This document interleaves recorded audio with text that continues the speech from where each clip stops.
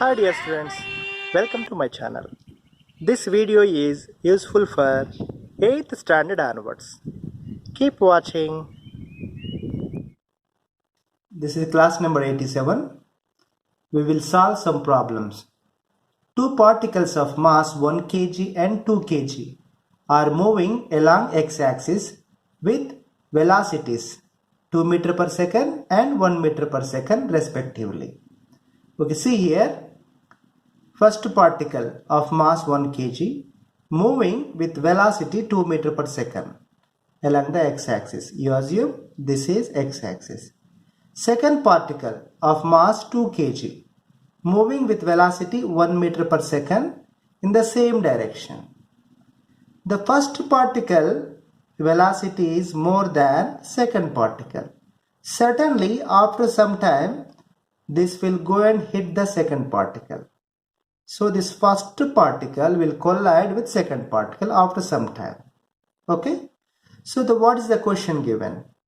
Find the total initial momentum of the system. That is the first problem. Initial total momentum is Pi equal to m1 u1 plus m2 u2. Here system I am calling, no? What is meant by system? Here two particles are there, no? 1 kg and 2 kg. These two particles together I am calling as a system. Okay. The total initial momentum Pi equal to m1 u1 plus m2 u2 equal to, you substitute, m1 is 1 kg, u1 is initial velocity of first particle, that is 2 meter per second, plus m2 is 2 kg, u2 is initial velocity of second particle, that is 1 meter per second. So you will get 4 kg meter per second. This is the total initial momentum of the system.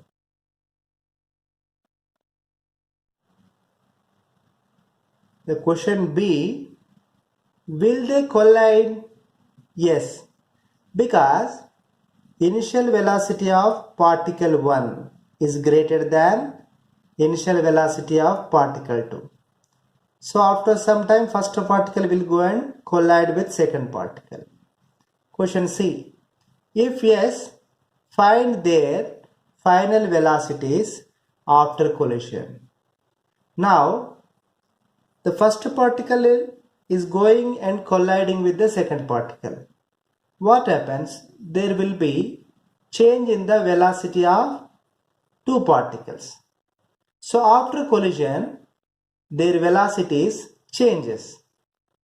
So we know the formula, the final velocity of first particle, that is after collision, the final velocity of the first particle v1 equal to m1 minus m2 divided by m1 plus m2 into u1 plus 2m2 u2 by m1 plus m2. This relation we derived in the previous video, the class number 86 and class number 85. So we will substitute, m1 is 1 kg, m2 is 2 kg and u1 is 2 meter per second, u2 is 1 meter per second. You substitute, finally you will get this term minus 2 by 3 plus this term is 4 by 3. So this equal to 2 by 3 meter per second. The first particle, the final velocity is 2 by 3 meter per second. Similarly, the final velocity of second particle, v2 equal to m2 minus m1 divided by m1 plus m2 into u2 plus 2m1 u1 by m1 plus m2. Similarly, you substitute, m2 is 2 kg minus m1 is 1 kg, m1 plus m2, that is 2 plus 1, that is 3 kg. This term you will get 1 by 3 plus this term you will get 4 by 3. So together 5 by 3 meter per second. The final velocity of second particle is 5 by 3 meter per second.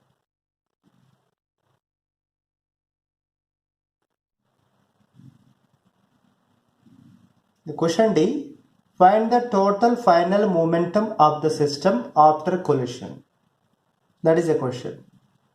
The final momentum means after collision, the velocities of particle 1 and particle 2 changes. That is why we are finding the final momentum after collision. So that is Pf equal to m1 v1 plus m2 v2. m1 1 kg into v1. v1 is final velocity of first particle, that is after collision, that is 2 by 3, plus m2 is 2 kg. v2 is final velocity of second particle, that is 5 by 3. You will get 12 by 3 after simplifying, that is equal to 4 kg meter per second. The initial total momentum Pi equal to final total momentum, that is Pf.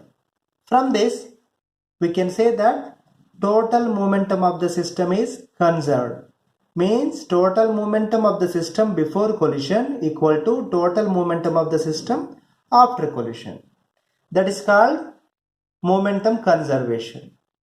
Question E. Find the total initial kinetic energy of the system.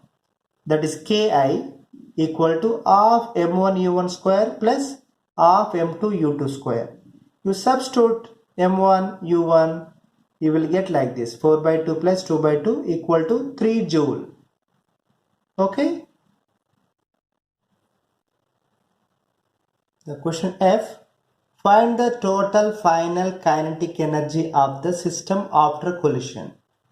That is Kf equal to half m1 v1 square plus half m2 v2 square.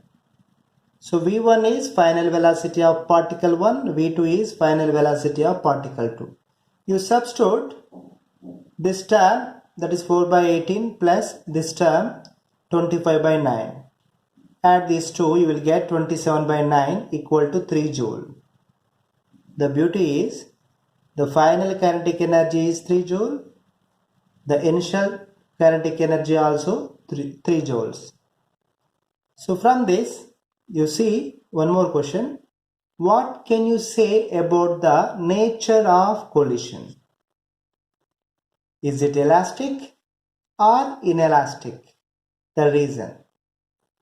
The answer is elastic collision, because the total initial kinetic energy is 3 joule. The total final kinetic energy is also 3 joules. So initial total kinetic energy of the system equal to final total kinetic energy of the system. Means there is no loss in energy. Hence this collision is called elastic collision. The reason is simple.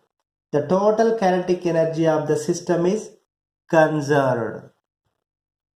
That is why it is elastic collision.